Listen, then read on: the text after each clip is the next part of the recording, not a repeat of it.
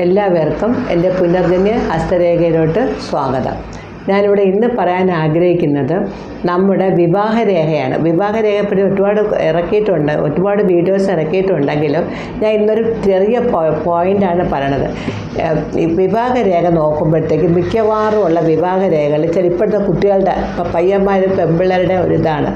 ആദ്യം കയറി സ്നേഹിക്കും, അത് കഴിയുമ്പോൾ രണ്ടുപേരും കുറച്ചല്ല വളരെ കാലം, കാരണം എനിക്ക് എൻ്റെ അടുത്ത് വരണ യൂട്യൂബോ ഒക്കെ കൈ നോക്കാനും വരുമ്പോഴും ജാതകം നോക്കാനും വരുമ്പോഴുമല്ല എനിക്കിത് ഒരുപാട് മാനസിക പ്രയാസം അനുഭവിച്ചിട്ട് വിഷമം വന്നിട്ടുള്ള ചില കാര്യങ്ങളാണ് ഞാനിവിടെ പ്രതിപാദിക്കാൻ ഞാനിന്നത് പറയാൻ നോക്കുന്നത്. ഒത്തിരി പിള്ളേർ വന്നാലും മാഡം എൻ്റെ കല്യാണം നടക്കണതേ ഇല്ല. അപ്പം കല്യാണം നടക്കണില്ല എന്ന് പറയുമ്പോഴത്തേക്ക് ഞാൻ പെട്ടെന്ന് നമ്മുടെ വിവാഹരേഖയെ നോക്കും, അതുപോലെ നമ്മുടെ ഗ്രഹനിലയെ ഞാൻ നോക്കാറുണ്ട്. ഇവിടെ വിവാഹരേഖ നോക്കുമ്പോൾ ആ വിവാഹരേഖ നീളത്തിന് കാണും. പക്ഷേ ആദ്യം ലവ് ചെയ്ത ഒരു പെണ്ണോ ആണോ കാണും. ആ വിവാഹരേഖ ഈ വലിയ വിവാഹരേഖ ഒരു വെട്ടും.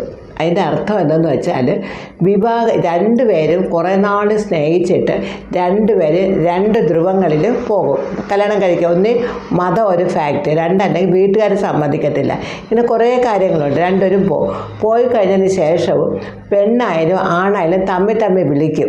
അപ്പോൾ ഒരു പയ്യൻ വന്നിട്ട് പറയും, മാഡം അവൾ പോയി കഴിഞ്ഞു, പക്ഷേ പോയിട്ട് തന്നെ വിളിക്കാറുണ്ട്. ഞാൻ വിളിക്കുന്നത് ഞാൻ ചോദിച്ചു.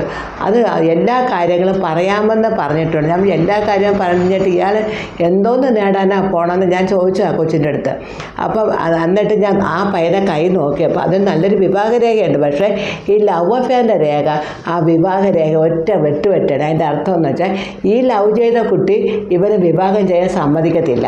കാരണം എന്തെന്ന് വെച്ചാൽ പലപ്പോഴും ഇങ്ങനെ വിളിച്ചുകൊണ്ടിരുന്നിട്ട് പലപ്പോഴും എനിക്കൊരു കല്യാണം വേണം, എനിക്കൊരു വിവാഹം വേണം, പക്ഷേ ഇവൻ്റെ വിവാഹം കഴിയാൻ പാടില്ല. അത് നമ്മുടെ മനസ്സാണ്. നമ്മുടെ മനസ്സ് ഇവർ രണ്ടുപേരും തമ്മിൽ നല്ല അഫക്ഷനാണ്, സ്നേഹത്തിലിരുന്നാണ്. അപ്പോൾ അവളുടെ മനസ്സിലും ആ കല്യാണം കഴിക്കുന്ന പയ്യനെക്കാട്ടി ഇവനെന്നെ കഴിയണ്ട എന്നുള്ള വീട്ടുകാർ പറഞ്ഞിട്ടായിരിക്കും അത് വേണ്ടെന്ന് വെച്ചത്. അഫക്ഷനുണ്ട്. അപ്പോൾ ആ അഫക്ഷൻ മാറിയിട്ടില്ല.